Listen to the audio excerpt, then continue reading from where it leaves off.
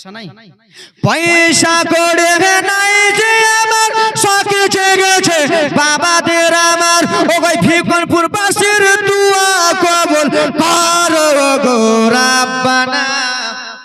আহা কখন যাব ওই যে সোনার মদিনা, ওগো নবীর দেশে চলে না, জিয়ারতে মদিনা স্বপ্নে আমরা দেখব সবাই মদিনা। জোরে বলুন, আল্লাহর ঘর কাবা তওয়াফ করতে চাই কি চাই না? মনে আশা আছে কি নাই? আছে না? কার কার আছে হাত তুলুন। নারে তাকবীর, নারে সালাত। আল্লাহ ইনাদের হাতকে আল্লাহ কবুল করে নেন। আল্লাহ তোমার কাবা ঘরে ডাকো মোদের মেহমান করে, মাওলা তোমার পাক ঘরে ডাকো মোদের মেহমান করে, ওগো হাজিরা সব তওয়াফ করে আমাদের কেন ডাকো না? আহা কখন যাব ওই যে সোনার মদিনা, ওগো নবীর দেশে চলো না,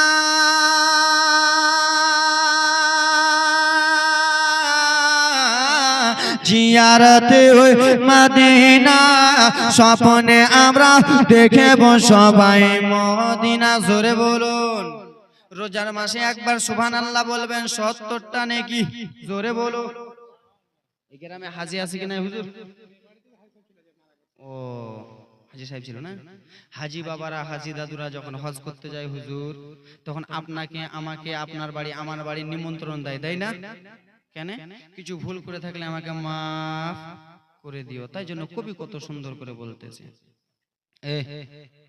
গ্রামের লোকের দাওয়াত দিয়ে খাইয়ে বলে ডেকে ডেকে, গ্রামে মুসাল্লিদের দাওয়াত দিয়ে খেলিয়ে বলে ডেকে ডেকে, গ্রামের ইমামকে দাওয়াত দিয়ে খাইয়ে বলে ডেকে ডেকে, ভুল করেছি মাফ করে দাও যাবো আমি মদিনা। আহা কখন যাব ওই যে সোনার মদিনা, সবাই নবীর দেশে চলে না, জিয়ারতে ওই মদিনা স্বপ্নে আমরা দেখব সবাই মদিনা। জোরে বলো।